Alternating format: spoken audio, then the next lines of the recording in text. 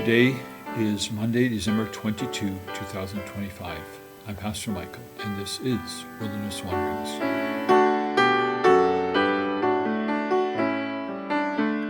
Our text is Hebrews 1, verse 1 through 3. Long ago, at many times and in many ways, God spoke to our fathers by the prophets.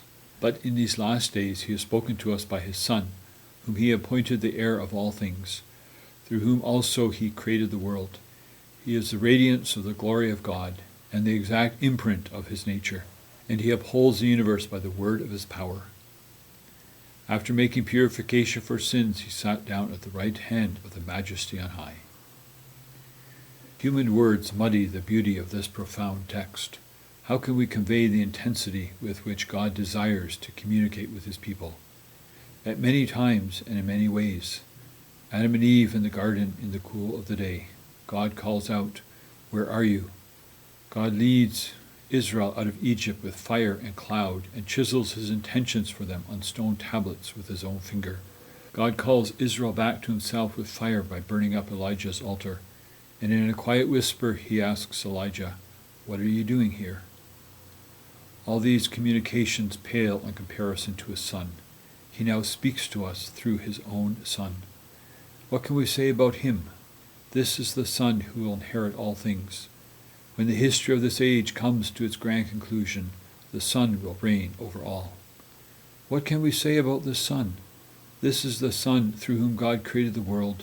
In the beginning was the Word, and the Word was with God, and the Word was God. He was with God in the beginning. Through him all things were made. Without him nothing was made that has been made. John 1.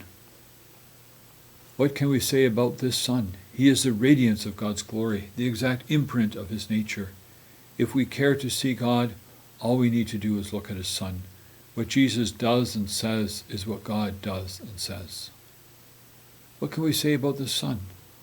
Not only will the world be his in the end, not only was the cosmos created through him, this Son continues to hold the universe together by his powerful word. Because we can see the smallest details through microscopes and faraway galaxies through telescopes, we might forget that if it wasn't for this Son, the entire universe would disintegrate. And this magnificent Son, he became flesh through the womb of the Virgin Mary. He made the journey from heaven's glory to die on a cruel cross, thereby reconciling us to God.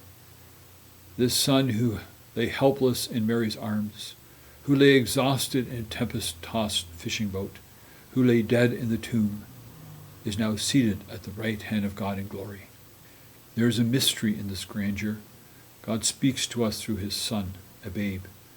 The light of the world voluntarily reduced his splendor to that of a candle. He is the radiance of the glory of God. He is the exact imprint of God's nature. He is a babe in his mother's arms, as vulnerable as a flickering wick. These are the kinds of words we take to the top of a mountain or the roof of our houses. Look at the stars and ponder. To these words there can only be one response: falling on our knees in amazement.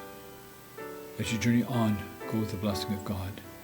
May the peace of the Lord Christ go with you wherever he may send you. May he guide you through the wilderness, protect you through the storm. May your day end with rejoicing at the wonders he has shown you. May you rest in his provision as he brings night and then new dawn.